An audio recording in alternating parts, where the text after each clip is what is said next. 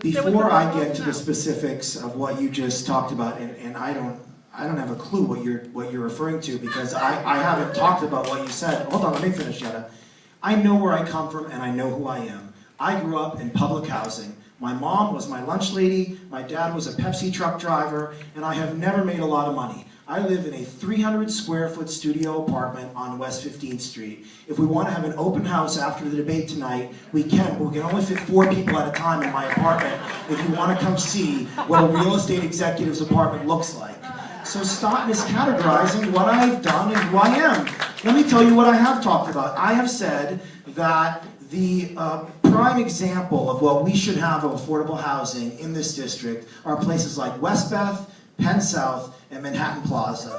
Places that are mixed income, affordable housing, low, moderate, and middle. And what the city should do, and I said this the other night in our debate, the city should stop relying upon the 421A program, a state program, which is the 80/20 program. Stop relying upon these state and federal programs. The city should invest public dollars in building real affordable housing, like Penn South, like Westbeth, like Manhattan Plaza. That is what we should do on affordable housing, and that is what I would advocate for on the city council. Except that's not what happened in the community before, which approved the Hudson Yards. Also, you boasted, wait, if I may, you boasted about creating more affordable housing for artists, saying that you had created 100 units of affordable housing for artists in Midtown, when in reality, you had taken those 100 units of Section 8 from Manhattan Plaza, transferred them to this new facility, and then reduced those numbers, so we actually are losing a sum total of 12 units of affordable housing, not winning any. We've lost more affordable housing in the last 10 years than we've ever lost. We lose on average 10,000 units of affordable housing in decontrol alone every single year. We are not moving forward, and we are massively uphilling this neighborhood.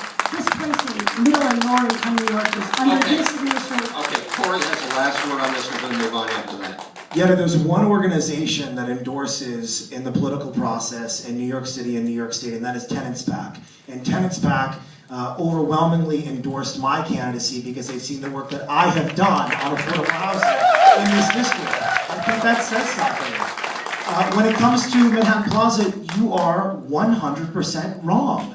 That is not factually correct. I'll send you the link to the article, Corey. Okay, Corey's going to finish. And the units at Manhattan Plaza that were transferred were Section 8 units that were no longer being used as Section 8. And what we did was we kept Section 8 units, which stayed affordable for people in the community. There were Mitchell-Lama units that were at a higher income bracket at Manhattan Plaza. We created 139 new affordable housing units at 29th Street and 10th Avenue. Those are the facts. Ask the Manhattan Plaza Policy Committee, ask Congressman Nadler's office, and you can call Secretary Donovan, the head of HUD, because he was involved with it. Those are the facts.